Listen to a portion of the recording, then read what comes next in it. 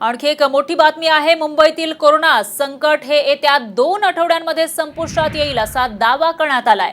तसंच राज्यातील कोरोना संकट 2 महिन्यांमध्ये तर देशातील कोरोना संकट हे 2.5 महिन्यात संपेल असा निष्कर्ष आयआयटी मुंबईतील प्राध्यापक भास्कर रामन यांनी मांडलाय।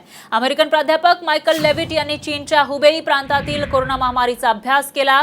हुबेईतील स्थितीनुसार त्यांनी अन्य देशातील कोरोना संकटाचा अभ्यास मांडला। तर प्राध्यापक लेविट यांनी मांडलेल्या अभ्यासाचा भारतावर कसा परिणाम होईल हे रामन यांनी मांडले। अन्य देशांमधील लोकसंख्या आणि त्या लोकसंख्येच्या तुलनेत तिथल्या कोरोना रुग्णांचा आकडा तसंच मृतांची संख्या यांचा विचार केल्यास भारतातील हा आकडा फार कमी आहे असं रामन यांनी बीजगणितीय अभ्यासाद्वारे मांडले। यामुळेच देशभरातील कोरोना महामारी आता अंतिम टप्प्याकडे असल्याचं त्यांचं म्हणणं आहे। तर एकीकडे देशाची रुग्णसंख्या वेगाने वाढतीये असं असतानाच दुसरीकडे आयआयटीच्या प्राध्यापकांनी केलेल्या या दाव्यावर शंकाही उपस्थित केली जाते।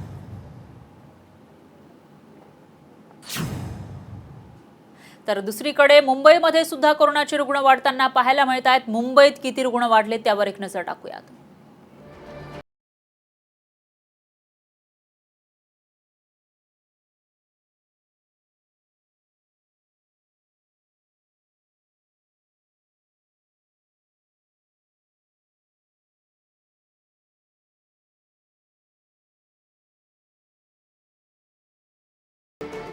दरम्यान लॉकडाऊनमध्ये वाढ करूनही पुणे आणि नाशिकातली रुग्णसंख्या काही कमी होण्याचं नाव घेत नाहीये। पुणे आणि नाशिकमध्ये किती रुग्ण वाढले त्यावरही एक नजर टाकूया।